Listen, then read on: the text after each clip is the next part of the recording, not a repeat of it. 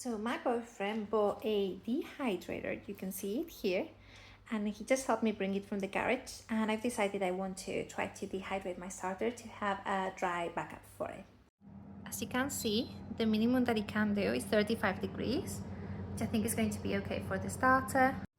So it's been incredibly hot here in Leeds right now, and as you can see, this is more than doubled. And it's super aromatic, nice and bubbly. There's quite a lot in there. So I'm going to make bread tomorrow, and I've realized that with this temperature I don't need a lot, so I want to dehydrate the excess. So for this I'm using a dehydrator tray, and then I have one of these non-stick reusable oven paper, and I'm going to spread it thinly, or as thin as I can, to be able to get a thin dry layer. Hopefully this would be a good backup to have.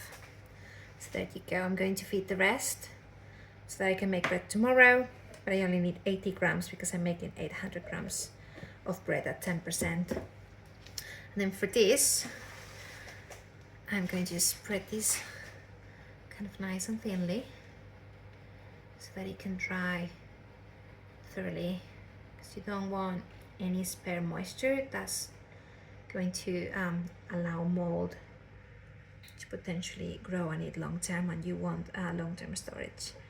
And what I'm hoping is to find a good way to dehydrate this so that I can bring some starter to my sister and my aunt when I come back home, so that they can make bread if they want without having to maintain it, because I don't think they're ready to adopt the sourdough starter life yet, but I think they might get ready if they can make it conveniently a couple of times. They might just be like, oh yeah, I like that, you know, I'm gonna give it a proper go.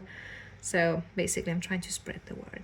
So I think this is pretty good. Let me show you. Let's see how it does. Okay, so let's see, hopefully it doesn't make a mess, but this is what we currently have.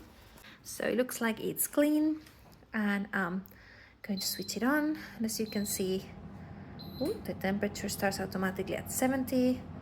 I'm double checking that I set it to 35. There you go, it's running.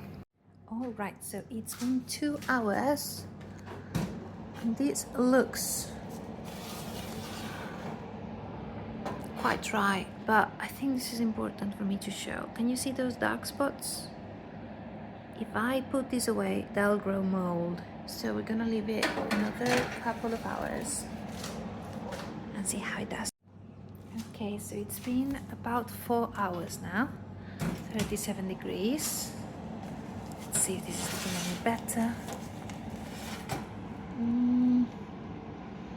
I think it might be fully dry. I'm just watching out for any spots that look a bit wetter than they should.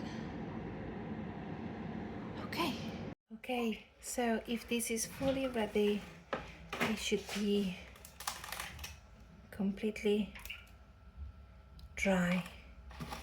Just crack like paper, it should not bend.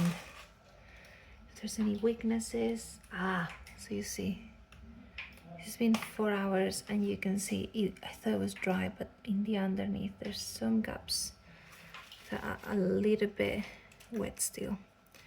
I wasn't sure how long I was gonna leave it, but I think now I'm gonna set another 4 hours, and I will check it tomorrow morning.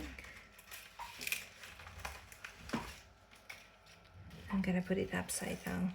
Just a note, I just wash my hands, and you really want to stay hygienic on this. Like obviously this is never gonna be sterile, but you wouldn't want dirty hands touching this, because obviously this is going to become food. Also, you don't want to corrupt your culture. All right, it's the next morning, and as you can see, this is now completely dry. Makes this very satisfying sound and cracking. Ooh. So it's ready to store. You could break it into smaller pieces. I'm not going to, because I feel like anywhere I break it I'm going to lose some of it, I might as well get as much as I can. And there you go. You want to store it in a dry place, cool ideally. Don't let it overheat. Obviously don't leave it in the sun. Leave it somewhere in the shade in your kitchen. And there you go. This should keep for many years as long as the humidity remains low. Although I probably wouldn't trust it for more than a year. Share your starter to the world. This can be posted. This can be flagged with. This at the end of the day, if anyone asks, is just the ingredients are just flour.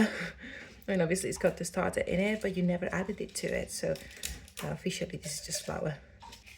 And there you go. Now you know how to store your dehydrated starter for a longer term backup, because you never know what's going to happen. And to share with friends and family, which is I think what I'm going to do. I'm going to try to send this to my aunt. So yeah, pretty great, very happy with the result.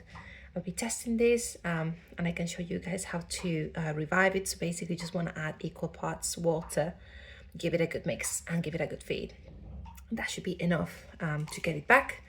And if it's not doubling immediately, just do a similar thing that as you do when you're making a starter. So just kind of like let it sit there and then start doing changes of discard half, add half and so on. But it should come back almost immediately from this state because all the right bacteria and yeast are there just waiting to be hydrated and fed. So there you go.